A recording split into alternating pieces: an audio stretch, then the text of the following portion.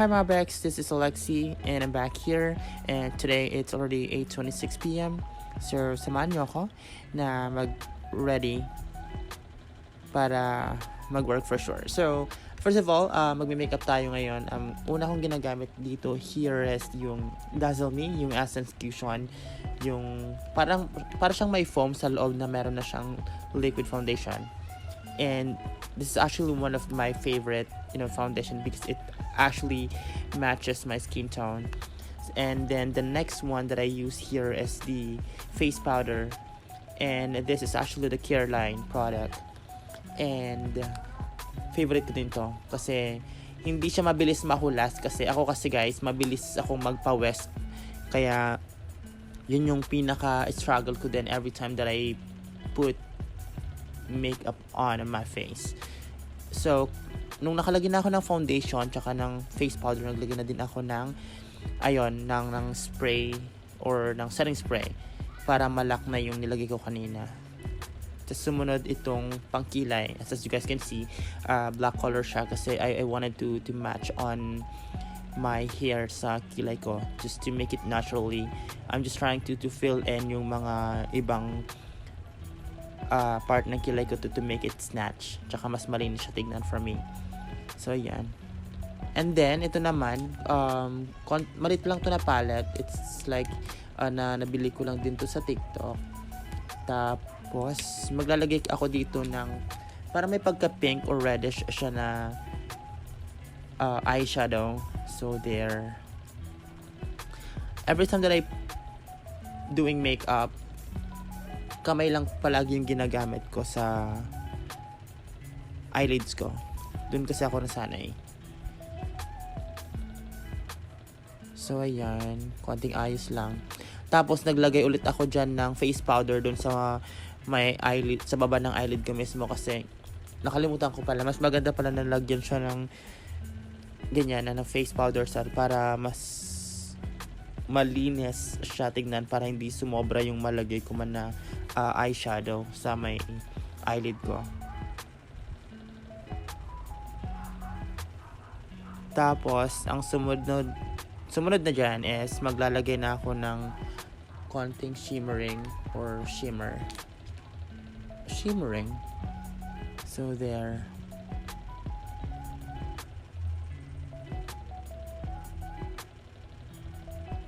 Ganito palagi yung eksena ko every time that I go to work. So, I had to wake up early than usual para makapag-prepare. So, yun. Ang nilalagay ko dyan na foundation ko or blush on is Careline Oil Control Blush On. Sobrang gustong-gusto ko din to. Kasi parang may pagka-natural siya sa skin tone ko eh. Hindi siya yung pink, hindi siya yung parang halata mong lang talaga siya. So, yun. Kung napapansin nyo, nilalagyan ko din yung ilong ko dun sa cheeks ko, ganyan, para yung atake parang na-sunburn, ganyan. Chares. So, yun. Yung nilalagay ko naman dyan na lip serum. Yan. Yung lip serum na yan, sobrang ganda din yan. Kasi, hindi siya mabilis matanggal. Parang umaabot siya ng 8 hours kapag nilagay mo na dyan.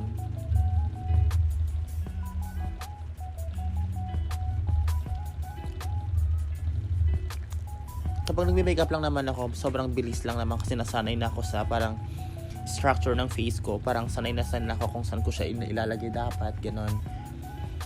So, yun. Naglagay ulit ako ng setting spray para yung kilay, yung lipstick, yung foundation, yung blush on and everything, malak na siya or maset na siya. So, ayan. Yang buhok ko na yan, ganyan yung magiging itsura ko or magiging parang look ko na bet ko tonight. So, here's going to be my shoes, tsaka yung pants ko, fitted pants.